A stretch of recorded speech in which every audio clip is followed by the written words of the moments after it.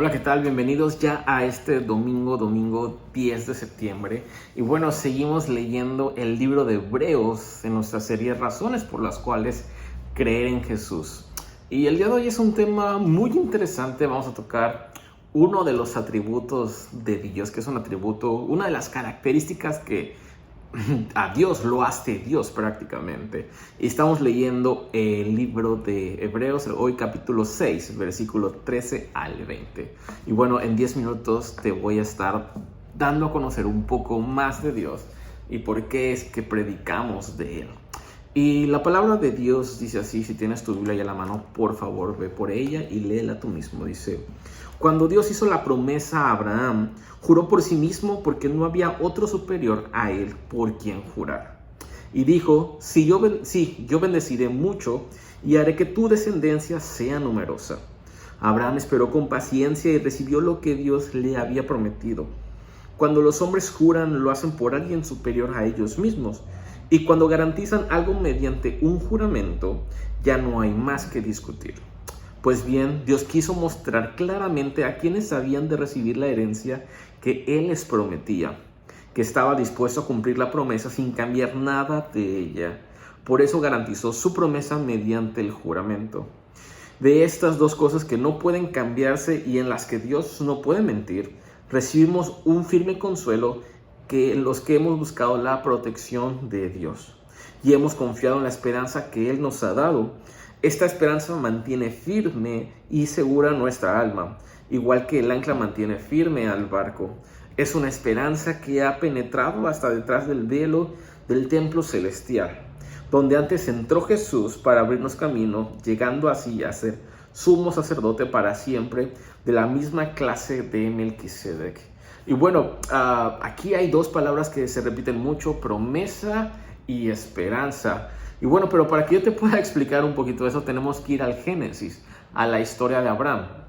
Y bueno, prácticamente uno de los pactos que hace Dios a través de su Biblia es el pacto de Abraham, donde prácticamente le dice a Dios a Abraham que yo te bendeciré y te daré una nación que vendrá de ti. Prácticamente le dice: tú serás mi pueblo y tus descendientes serán mi pueblo. Pero aquí hay también algo implícito. Dios le pide: anda delante de mí, sé recto. Entonces, esta es la promesa que Dios pone hacia Abraham. Y yo, Dios, espero de ti que seas firme y que seas recto delante de mí. Y yo te voy a bendecir. Y de ti saldrá un pueblo que será mi pueblo. Entonces, esta es la promesa dada. Lo que sucede después es que en aquellos tiempos, cuando dos reyes, cuando dos personas, vasallos, hacían una promesa, lo que hacían era que partían unos becerros, partían unos animales hacia la mitad y los ponían uno de un lado y otro de lado, y las dos personas pasaban por el medio. Así es como en los tiempos de Abraham se firmaban y se hacían los pactos. Entonces, lo que sucede es que dice la palabra de Dios en Génesis que Dios hizo entrar a Abraham en un sueño profundo y el único que pasó fue Dios mismo. Entonces, aquí es donde llegamos al versículo 13, que dice: cuando Dios hizo la promesa a Abraham, juró por él mismo porque no había otro superior a él. ¿Por quién habría de jurar? Dios sabía perfectamente esto, que lo que le iba a pedir a Abraham era prácticamente imposible, que estuviera delante de él y que fuera recto delante de él. Y la verdad es que muchas personas, y si tú eres alguien nuevo en la fe, o eres alguien nuevo en el cristianismo, o incluso no te consideras cristiano pero quieres buscar de Dios, esto es algo que espanta a muchas personas de Dios mismo. Es que Dios me pide que sea bueno y la verdad es que yo no soy bueno. Es que Dios me pide que yo sea recto, pero la verdad es que me cuesta trabajo ser recto.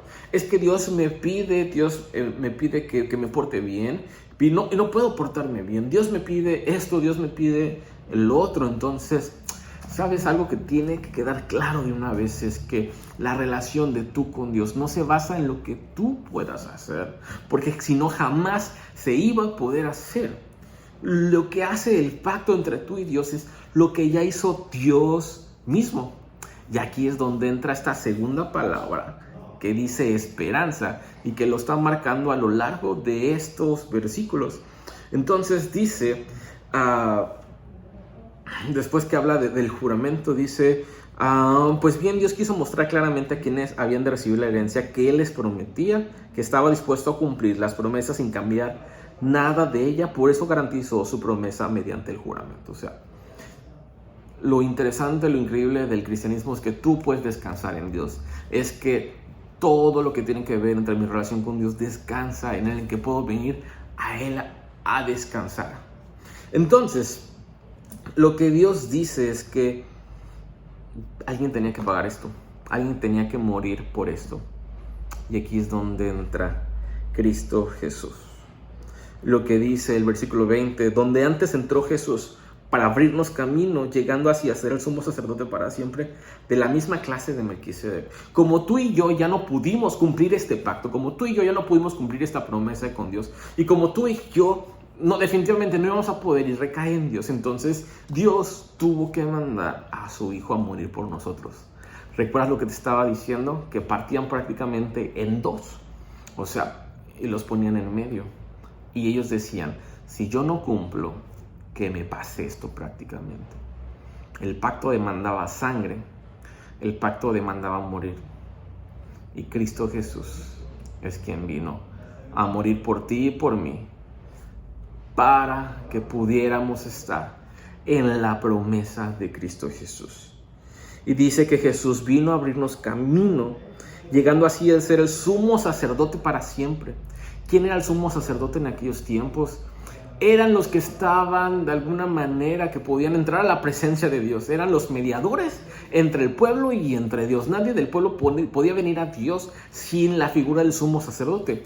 Ahora Cristo Jesús es nuestro sumo sacerdote. Entonces, ahora lo único que tú tienes que hacer para venir a una increíble y prácticamente, sí, increíble relación con Dios es venir a Cristo Jesús, que Él es nuestro puente hacia Dios. Entonces, lo que prácticamente Dios demandaba y que los hebreos sabían es que tú y yo no podemos cumplir las promesas de Dios. Tú y yo no podemos. Tú y yo deberíamos estar viviendo como Dios dice, pero no podemos. Entonces, hubo alguien que sí pudo. Cristo Jesús sí pudo. Y Cristo Jesús, incluso, no solamente Él pudo, sino que Él dio su vida para que tú pudieras tener una relación con Cristo Jesús. Y ahora, a través de Cristo Jesús, es que nosotros podemos vivir plenamente en una comunión con Dios. Y esto es el Evangelio.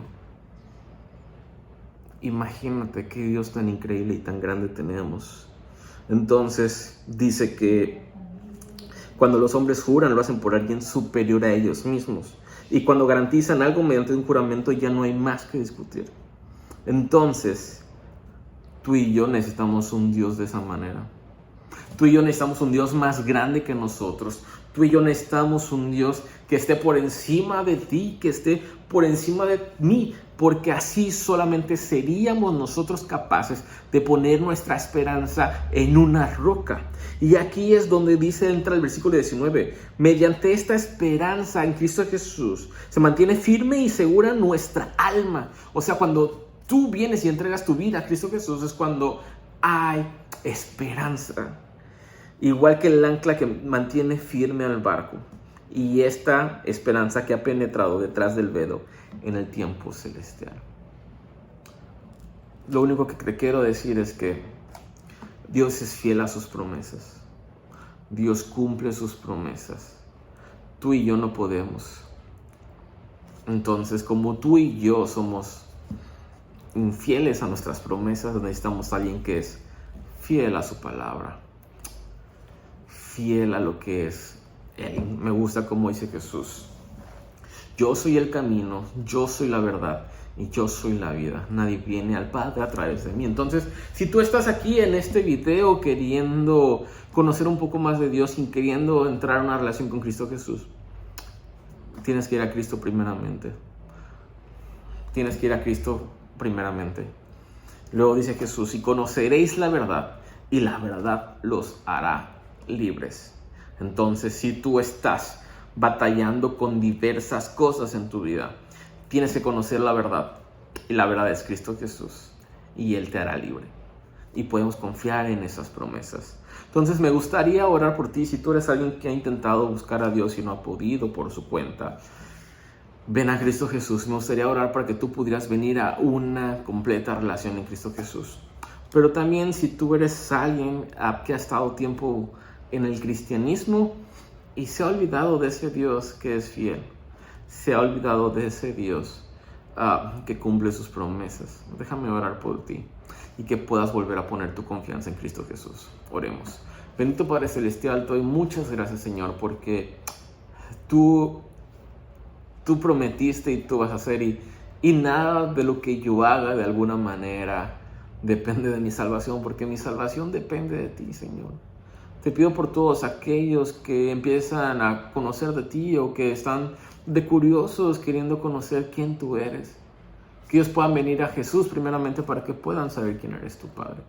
Y también te pido por aquellos que llevamos tiempo en la fe, que nos hemos olvidado de ti, de tu promesa, que nos hagas volver a ti, que nos hagas volver a poner nuestros ojos en Cristo Jesús. En Cristo Jesús. Amén. Nos vemos el día de mañana para el siguiente devocional.